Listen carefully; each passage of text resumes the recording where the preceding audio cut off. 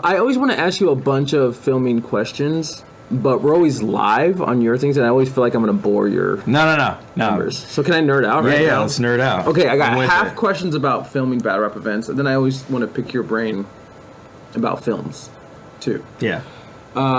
Because I remember when I was going to a lot of different leagues and seeing their setup, and then I went to some strip club with you where an event was happening in Atlanta. Oh, at King of Diamonds? Yes, that's right. Are you talking about the event we did with caffeine? We did free caffeine? Yeah. And I was like, Avo's setup is completely different. First off, you use a software that I'm not familiar with. Yeah, vMix. Yeah. Okay, all right. And so I was like, what? I wonder when a league contacts you, what's like your checklist? You're just like, what are the down and up speeds of the venue? Yeah, you know what's funny is that venue, King of Diamonds, they have like a terrible upload speed. I thought so. They said that it was good. And every venue says it's good.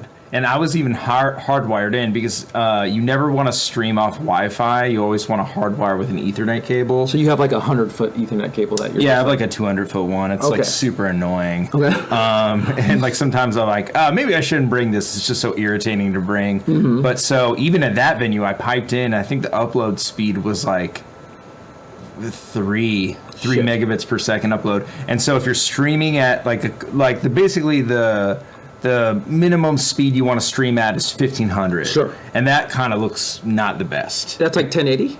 No. I mean, it's like you can stream anything at 1080. It's not really about resolution size. It's more that's bit rate. So I could stream at 5 megabits per second at 4K. But it would look so blocky and compressed, you know. Mm-hmm. So right now we're streaming at. Let's just look at how much we're streaming at. If it will tell me 2500. See that 2.5 megabits per second. So this looks pretty good. It doesn't look like this, but you need basically double that or triple that to stream it. Yeah. So it's 2.5. You need 7.5. Yes. Okay. And since that was 3, I was like, "Fuck! We can't do anything. It sucks." And everybody was like, "Oh, the quality sucks," and there's like nothing I can do. I mean, there's stuff I could do if the budget in battle rap was bigger. Yeah, like if I could bring internet with me, and luckily things are getting more affordable now that it might be possible to do that. You know, like IRL streamers, they do that where they'll have like a backpack that they run around. Sky, what is one of the ones we were using at Fox called? We had to rent them out, and they're kind of expensive, low key. Yeah, they're because you pay for a service too. It's like a monthly service where like. And it basically just takes all the cell phone signals in the area and like combines them. Yeah. Which to me still seems like not reliable because like that still can go out, you know? Yeah. Yeah. And then have you heard of this device where it has to have like a clear signal to the satellite, like it has to be on top of a roof? I mean, I know what you're talking about. I remember at Caffeine we had to shoot the Murda Mook and Geechee face off with it. Yeah. Where he brought like Murda out, or other Murda. That was incorrectly him. And we had to shoot it off of that. And when someone had to like go to a roof to have like a direct signal, but I don't know what it was. I mean, Caffeine, like when I worked with them on the Genesis event, they are so much more experienced with streaming than I am. Like I'm super like guerrilla style, lowbrow, like streaming. You know, it's like I remember when they came in, they're like, "So this is what you stream off of, a laptop?" And I was like lightweight, kind of offended, but I'm like, you know what? Yeah, this is like not that big. This is not a big league thing. You know, it's kind of small league shit. And they were like, we need like a dedicated line. Like we need 2 lines of internet. So if one drops, another one. And I was like, what? Who cares about that? This is battle rap, dog. We're expected to have shitty products. They just expected to be bad. So yeah, I remember that first event. They were just so anal about so many different things. But it was good too. It taught me a lot. Honestly, I learned a lot from them. It was good working with them. Okay, so chat. This might bore you, but hopefully you're like, if you're on Ruin Your Day, you're probably like a deep-seated battle rap fan, and hopefully this is interesting to you. So like, whenever you go to a venue, whenever they book a venue, they'll give you a speed of their internet to let you know if you can stream live off of their internet or not. Everyone always usually guesses their speed because they want you to book their venue. And secondly, sometimes they'll give you their venue speeds and they'll be correct, but then when the people come to the event, people start jumping on the internet. Yeah, they get on the Wi-Fi. And so all of a sudden there's 20 people on the internet. And that's why when you guys pay for pay-per-views that Avo doesn't do, They always start like 2.5 hours late, and they're like, "Oh, we're sorting it out." It's usually audio, or waiting for battle rappers, or they're like, "What happened to the internet speeds that just decreased by half?" It's I know. like, "Oh, you have like 80 people." That's why you have to have like a dedicated private internet. Yeah. So that's kind of, I mean, and like you said, it's like they'll say a speed, and then you show up, and the speed won't be that. Exactly. And then when you get there, there's nothing you can do. Yeah. You just have to be like this. Like I've hotspotted off my phone a bunch. That works. It's worked. It's worked before a lot, actually. That's insane to me. Yeah, it's sketchy, but it's kind of just like you're like, what else can we do? This is our only option. Yeah. Like, let's just try a bunch of shit. I think one event I hotspotted off Direct's phone. No, I think my shit. phone didn't work and his phone did. Like he had like a. So this had to be a long time ago. Yeah, this was not like too long ago, but like there's been some events where it's like it's just kind of like there's no budget. We're just kind of like, yeah, whatever. Let's make this shit work. Okay, so and typically, if you guys don't appreciate Avo enough, the most underrated thing if you've never tried to throw an event or be at an event is hurting battle rappers. Oh yeah. They just like the toughest thing, and that's why you guys, when you watch a real live event, it's like, why is there so much time in between these battles? You know? Yeah. One is people want to give them time and space to people that are like watching the battles to go get a drink. But secondly, hurting battlers is like a real thing. I know. When Caffeine was doing it, we had like 7 to 21 PAs that would just stick by Calico or like stick by Shotgun Shug and be like, hey, make sure you're looking in his eyes all the time because he'll just scurry off. And what you do, well, a lot of your events, you're doing all of it. Yeah. Which when Caffeine saw what Avo was doing, they're like, what the fuck? This guy's the cameraman. He's streaming live by himself. He's actually doing like a commentary room, and then he's shooting himself. He's lighting it himself. He's micing these guys by himself. Well, it's not like I like want to do all those jobs. It's literally I think people just forget that there is live viewers just watching the screen. So whenever we stop showing something, people are watching nothing. Yeah. You know, and people are like, oh, whatever, give them a break, let the audience go outside and smoke. Bro. And dude, it's like there's hundreds of people, if not thousands of people right now looking at a screen. Yeah. Being like, I've heard this song 5 times now. And no matter how many fucking songs I put on there. It's like, if Avo plays fucking Jerusalem, if I loop, back in the day, it was so fun. I would just loop Surf and Geechee. Just crip shit for like 2 over hours. again. It was so awesome. Okay, so, and you mic them up yourself. Well, sometimes when there's a bigger budget, you'll bring people with you to help. Yeah. But you're micing people up yourself, right? With labs, and you usually do wireless mics that you rent or you own? I mean, I own them now. I'm not very like good with audio though, and that's like one aspect of like filmmaking that I'm really bad with. Yeah, same. Is I don't understand it. And like I've like fucked myself so much recently, and it's like something that pisses me off so much that I'll fuck. I mean, you know, we had you come in and do ADR at one of your battles. Yeah, what I was it? fucked Which one up the was audio it? versus Ill Will. It was like a battle that you did hella good in too, and I felt so terrible that I fucked it up. I knew that side though, so I was like, yeah, man, whatever you want. Yeah, but I was in here trying to like, Avo was telling me to pace around to get like the same movements as if I'm rapping and shit. Yeah, totally. We did our best with that, but yeah, audio is something that I'm not the best with. JB is really good at audio. Oh. So every now and then I'll reach out to him if I have a really question that I just don't know, and he'll give me a lot of good advice. So salute to JB.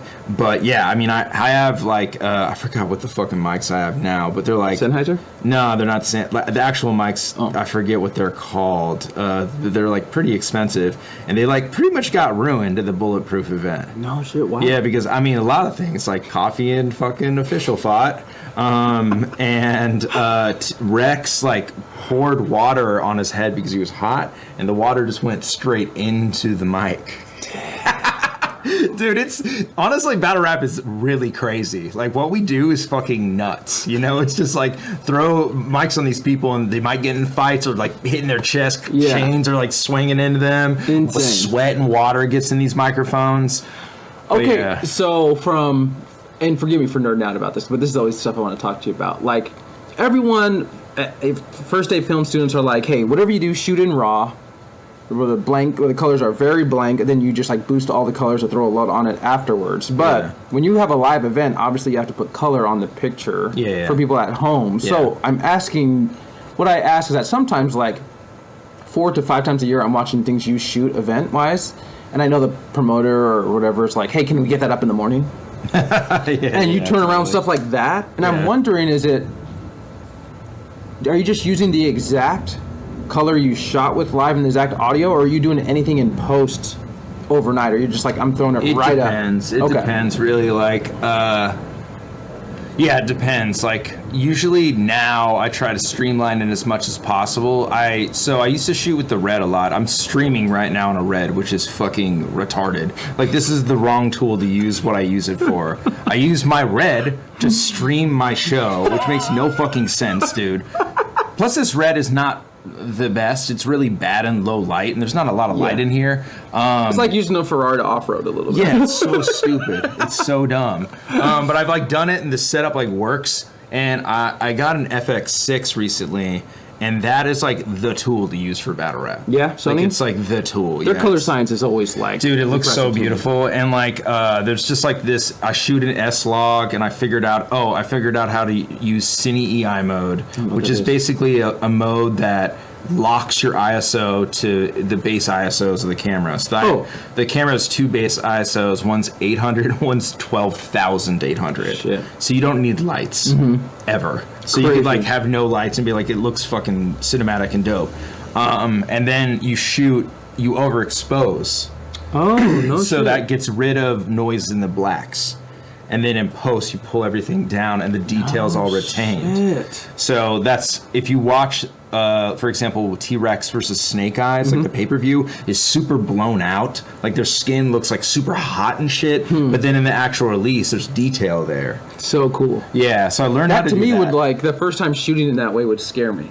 Yeah, Like it was shooting weird. everything overexposed. Yeah, you know? yeah, totally. I know you're looking at like the graph and it's like not in the correct place. You're like, this doesn't look that good. And like I could actually do that live too, because in this program vMix you can actually import a LUT, but a LUT is not a colored grade. Like, a LUT's just kind of a lookup table with like, gain, saturation, and the basics. You can't key anything live. You can't do live keying.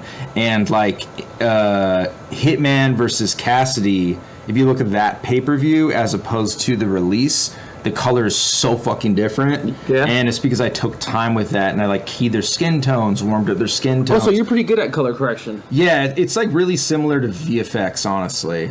And so since I do that for a living, it's like kind of just natural. It's like, this is just keying, essentially. Because, like, plainly, I mean, lighting black people in dark areas is extremely tough. And especially in post. Either it's, like, really under or really over every single time. So, like, battle rap, I see a lot of leagues that I'm like, oh, man, it's just really tough. Especially if the person's, like, a darker-skinned person. Every time I'm watching a surf battle, I'm like, JB, how'd you get his fucking features? You know, like, because it's, like, not even that well lit. So... and then you have to also account with, like, wardrobe. People wear hats. Oh my god, people have hoodies Where and like you fucking can't see anything, any of their face. So if you're using lighting like this, it's overhead. Their whole face is just a shadow, which could look cool, for the most part. But there's been like times that like we have lit something, like me and Nelson, who I work with a lot, and he's like, "Oh, I want to use like a lantern to like light from overhead. We'll just use a huge lantern." And then I was like, "Well, what does it look like if somebody wears a hat?" And he showed me. I'm like, "We can't do that. I can't see their face." And he got hella pissed. He's like, "Fuck." I'm like, I'm sorry, dude. We don't know what these people are gonna wear. We can't like call up like Cassidy the day before and be like, "What are you wearing to the battle?" He'd be like, "Pause." Hey, yo, I don't like this. Okay, that answers most of my questions. But I would say that if you go to like, if you guys have ever had the pleasure, we're live, right? Yeah, we're live. If you guys have ever had the pleasure to go to an event that Avo is doing, and it's one of the ones that maybe has a smaller budget and he's doing it by himself, the one I saw him in Atlanta, I'm like, oh, legitimately, not exaggerating, you're probably doing like 12 to 15 people's job. Yeah. When you consider audio, talent, lighting, video, and that's the thing, like when you have a good owner, most owners of leagues just like wait around and have like, they think hiring Avo as a cameraman means he can run the whole show. Yeah, it feels like that. And it's like, actually it would be best if he could just worry about the camera. Yeah. But a lot of owners don't know how to like... I don't mind it, to be honest, of like doing that part of it, because I feel like I'm cool with being the bad guy during the day, and I've noticed some owners be like, Avo's just hustling me, man. Like I wanted to take a break, but Avo, like the league's kind of playing that part, like the good cop, to like the battle rappers, and I'm the bad cop. Yeah. And I'm like, whatever, I'll be the bad guy. As long as we get the fucking event done. Yeah, I want the event to run smoothly and on time. So I don't really mind it, and also it's like, you know, it's hard to not say this from like an egoic standpoint, but since I've been doing this so long, I'm really the only person that knows how to do this certain exact way. It's such a specific thing. Yeah, it's so specific, and like knowing all these people so well too. Yeah. And knowing who's who and like what they need and like how they move, and you know, it's like they're like, for example, like the event that we did recently in Philly that Eddie did. There was a lot of tech errors that went wrong that you wouldn't know how to prepare for until you go through it. Mic issues. You don't know that until it happens Yeah. to you, and it sucks when it happens to you, and it hurts, and like it fucking. I've had that shit happen to me so much. It's embarrassing shit. And luckily, the culture has like given me a lot of like second chances, third chances, fourth chances. But like, you only know that shit when you experience it. And since I've experienced so many fuck ups in my career, that I don't really think there's a lot of other people that can do it at that level alone. Yeah. Like, I could literally be like, hey, I could film Apollo 2-day event alone. It's insane. That's It insane. it was a 3-day event. Because I filmed 35 battles. I filmed like, that battle off. event before it. Yeah. With at the Houston Barcode. So, and that was a stage, and I do multicam stage filming alone. That's insane. So I'll have like 2 cameras on a tripod and be holding one, but also switching. It's insane. Dude, that switch. Have you ever seen that switcher I use? That's like a touch. It's like a monitor. So it's like a quad monitor that you can actually use as a multicam switcher. I've like taped it onto a Dana dolly for the Black Ice Cartel event. Yeah, and like the cage event, and I'm shooting through the cage and also switching between John Doe's camera, who's in the ring, and like the camera that's way up in the balcony. But I'm operating, wirelessly? No, Is John Doe's camera's wired too? It's all wired, dude. Yeah, I'm nervous about wire. Also, like, wireless is so expensive. Like getting a Teradek is like super pricey, and I've had those things fuck up on me. Like, we tried to do it at one event and it just like was toast, and I was like, dude, I'm just gonna go wired every time. You know, it's not like BNC cables are expensive; they're just a pain in the ass to bring. You know, so yeah, I mean, it's something that like, it's because I've been doing it so long, and also, to be honest with you, I don't really mind doing events solo, because this work is really hard, and it's really long, and it's kind of thankless, and I hate dragging other people into that. Yeah, and people think it's going to be a lot funner than what it really is. Yeah, you know, it's like there is going to be like cool, like 5 to 6 really cool moments, but the rest of it's going to fucking suck. Yeah, you gotta love this. You gotta love it, dude, and you gotta love the grind. You gotta love being at a venue for like 16 hours and not sleeping a lot, and like getting on a plane and learning how to sleep just on the planes. And low key, like, you guys don't think, depending on what your setup is or what your rig is, like holding a handheld camera for like a 10-hour event it gets is heavy. Insane, bro. Yeah, like that, it really is like bad on your back. I know. Clayton filmed. Do you remember Disaster versus SoulCon? Yeah, unfortunately, dude, it's like an hour and 45 minutes. It's a whole season, dude. When you ever watch something like that standing up with no breaks? It's just like, and pivoting. Yeah, exactly. And yeah, it was insane. So yeah, it's pretty exhausting physically, but you know, it's like, that's why I stay in shape just for battle rap. No, I'm kidding. But